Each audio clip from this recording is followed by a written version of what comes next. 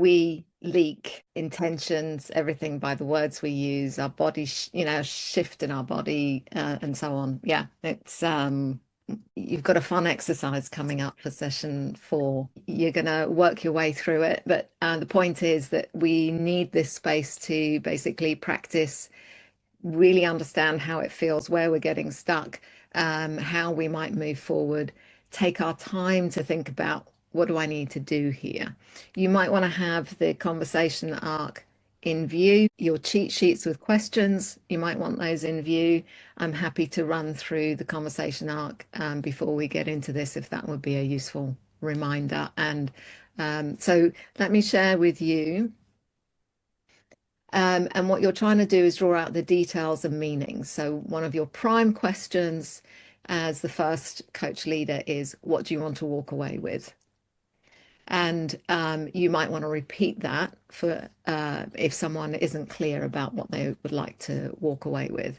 And you are doing zero solutioning. They bring up a topic, you can relate to it, you know what you've got, some things that you've tried, but this is not the place to introduce that. This is about them and working out what do they want to improve about their weekly calendar, what's most difficult about their calendar, how can they regain some control over their calendar.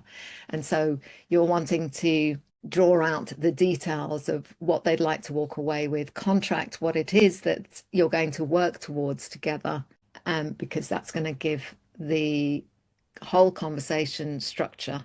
In the next person that goes, coach leader 2, the conversation's going to lose shape, and they won't know what they're aiming for. Now, if that happens in your coach leader 2 and there isn't that clarity, feel free to contract that. So what I've heard you say is, we've talked about these areas. What would be most useful for us to prioritize or talk about today? So feel free to do that if you feel like we haven't been able to achieve that in the first part. Your role as coach leader 2 is to explore further, dive deeper. Tell me more about that. How is that impacting you? Why is that important right now?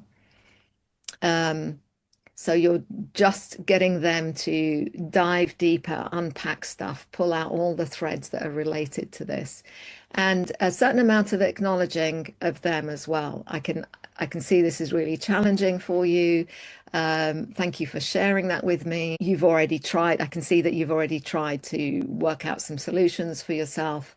That kind of acknowledging of what they've already done, but still no solutioning. And then coach leader 3, you're going to be bringing the conversation to a close. So you're going to invite action planning for outcomes. You're going to stress test what they've come up with. So how would that play out? What else do you need in place? Where might that come undone? Who would you need to go and talk to? What's the sequence that you need to do that in? And then if you have the time to evaluate the value of this conversation. How's today's conversation for you? What was most useful? And for the sake of practicing, not solutioning, even if you have suggestions that you would like to add towards the end of the conversation, I want you to really hold them back. Draw out what their solution is. And then if you're bottom lining what they've come up with, I'd like you to pause and think, okay, so what do you have? Tell me, what are you walking away with? I don't want you to summarize for them what they have. I want you to get them to summarize what they're walking away with. Yeah. Most important, ask questions or just make statements or repeat a word that you've heard them say. Be present and don't offer any solutions. And if you get stuck, slow down, breathe, take your time, look at your workbook, whatever you need to do.